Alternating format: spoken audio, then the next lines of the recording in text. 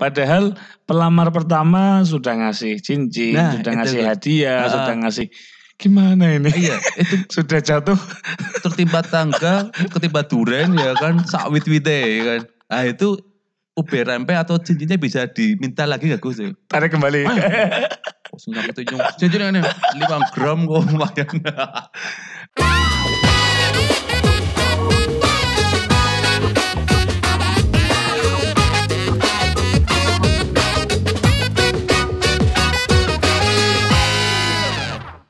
Halo, assalamualaikum warahmatullahi wabarakatuh. Masih di Gus Ajir Podcast. Gus Ajir Podcast. Sampai kaku saya Gus. Belum makan nih saya soalnya. Curhat ya Gus ya. Habis ini kita makan bareng-bareng. Asik. Di warung sebelah Gus. Oke. Saya sudah menunggu ya soalnya.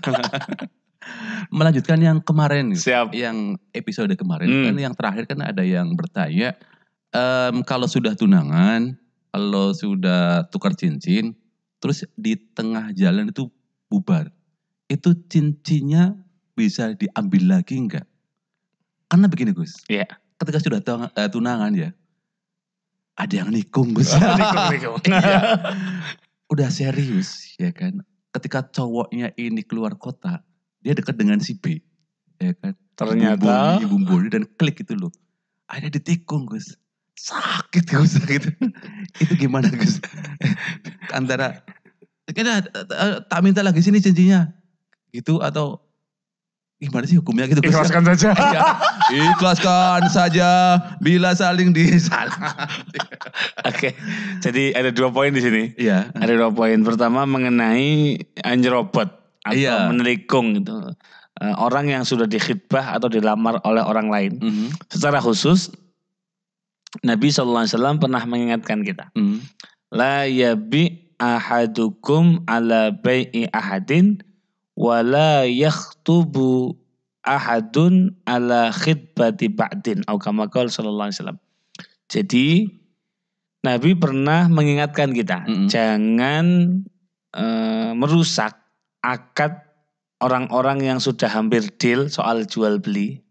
Dengan harga yang lebih tinggi atau harga yang kemudian gak masuk akal gitu. Begitu juga wala yakhtubu ba'dukum ala khitbati ba'd.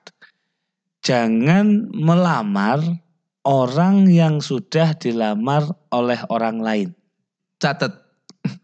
Jangan melamar orang yang sudah dilamar orang lain.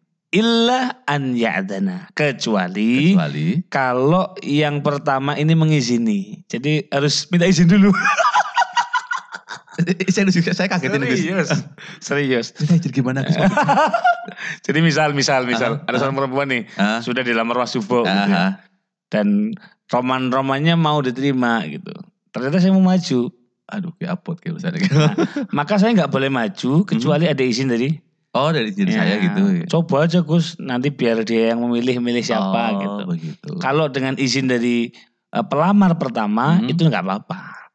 Tetapi kalau tadi konteksnya justru malah bumbu-bumbu nih supaya gagal, menjelek-jelekkan. Iya gitu. Sampai kemudian melamar orang yang sudah dilamar, perbuatan seperti ini dilarang oleh Nabi.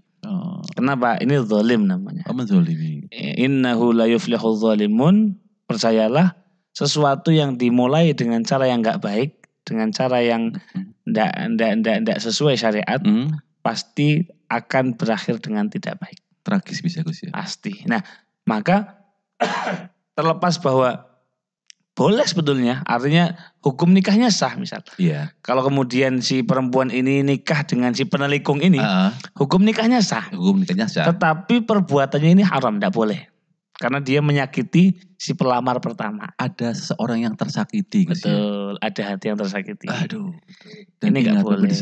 Doa orang yang tersakiti itu tajam. Tajam bro, setajam silat. Oke. Nah ini pertama. Yang kedua, etikanya bagi orang yang dilamar juga harus tahu diri lah. Yeah. Kan kemarin udah ngelamar, udah diterima, udah ada omongan, gitu. Ya komitmen lah. Betul. Gitu. Mungkin kan dalam perjalanannya itu dia sering curhat tuh sama ada temennya. dinamika, Iya, ada dinamika. Temennya si B itu. Akhirnya dibumbuni kan, loh ini si A ini begini. Akhirnya kan kok jatuh gitu hati loh. sama yang Iya. kedua. Nah ini enggak benar juga sih. Artinya kalau memang sudah menerima lamaran yang pertama ya komitmen. Harus siap kemudian apa adanya. Harus siap kemudian komitmen gitu. Bahkan harus saling lebih apa ya Gus istilahnya ya. Menjaga komitmen. Menjaga komitmen benar Betul. sekali. Walaupun mungkin LDR-an mungkin. LDR apa sih Gus? Long distance relationship. Intinya jarak jauh. Jarak jauhan ya guys. Nah, rentan banget. Ya, maka dua sisi. Satu sisi dari si yang pelamar harus tahu diri. Gitu. Yang kedua dari sisi si penerima juga harus komitmen dengan lamaran yang pertama kan begitu. Nah terus misal ternyata keputusannya lamaran diterima. Iya. Lamaran yang kedua ya. Iya. Padahal sudah menerima lamaran yang pertama. Akhirnya kan yang pelamar pertama garuk-garuk. Wah, orang garuk-garuk kemarin tuh. Istilahnya orang nginum racun serangga besok untung lagi loh. Bahkan mungkin dia tuh wanita yang dipuja-puja ya kan. Cantiknya itu seluruh Nusantara. Lah terus gimana ini? Padahal pelamar pertama sudah ngasih cincin, sudah ngasih hadiah, sudah ngasih. Gimana ini? Iya, itu sudah jatuh tertimpa tangga, ketimpa duren ya kan, sawit-wite ya kan. Ah itu rempe atau cincinnya bisa diminta lagi gak Gus? Tarik kembali.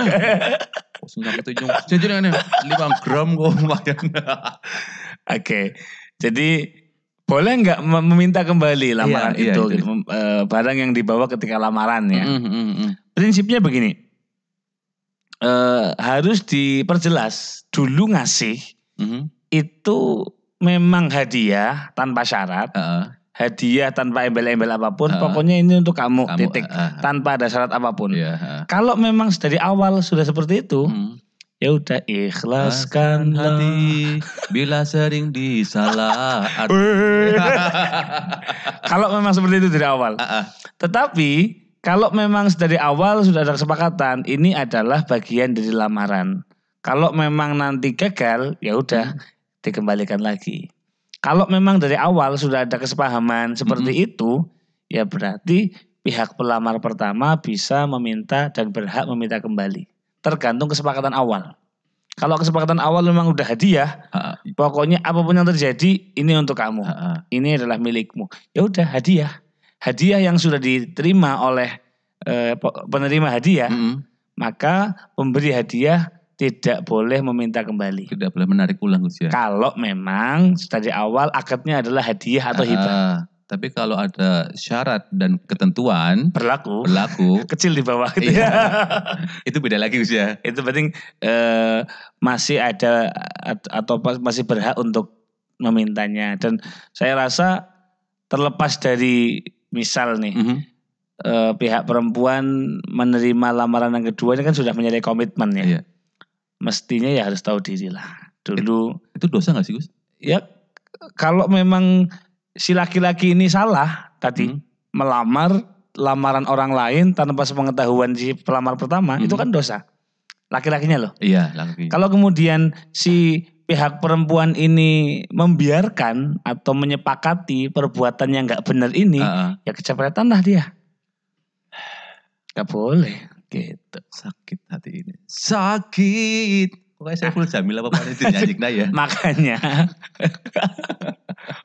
Makanya mentang-mentang mau bebas ya. Update kok. Gue sajin update. Jadi kenapa saya sering bilang jangan lama-lama gitu. Setelah lamaran jangan lama-lama lah, segerakan aja untuk nikah. Kenapa? Kalau terlalu lama ini potensinya. Ada bisikan-bisikan syaitan ya. Ada ya kemudian kan? Secara hukum pelamar pertama tadi nggak punya kekuatan apa-apa. Yes, ya. Ya kan? Hanya bisa meratapi nasib, hanya bisa ngelus dada gitu. Sabar. Nanti habis ini saya temani saya Gus ya. Maksudnya? Saya mau melamar seseorang. Tapi saya mau dibuatkan CV-nya dulu nanti. Oke. Alhamdulillah terjawab sudah tadi teman-teman ya. Tentang bagaimana ketika sudah tukar cincin atau tunangan akhirnya menjadi gagal. Itu bisa diambil lagi apa enggak? Nah itu. Jadi memang kita butuh komitmen Gus ya. Komitmen untuk menuju ke khitbah. Untuk menuju ke halal. Ke pelaminan. Iya pelaminan. Pelaminan Gus ya? Iya. Pelaminan. Klasik banget ya. Iya. Pelaminan berdarah. Penting sekali teman-teman. Komitmen untuk menuju ke halal. Dan ketika sudah halal, insya Allah semuanya akan menjadi nikmat. Bahkan ibadah pun menjadi nikmat Gus ya. Betul. Bertambah misalkan dulu sholatnya sendirian, akhirnya mengajak si istri, ayo Umi kita sholat yuk bareng-bareng ya kan. Umi ayo kita baca Quran dulu. Gak apa-apa, silahkan Anda berimajinasi. Saya kan sudah melakukan itu sehari-hari. Diaminkan, diimajinasikan. Baik, semakin lama saya semakin gerentas nanti. Saya salah kalah terus sama beliau jadi. Aduh. Oke, kita ketemu lagi nanti di episode selanjutnya. Tetap di podcastnya Gus Ajir. Wassalamualaikum warahmatullahi wabarakatuh. Bojo.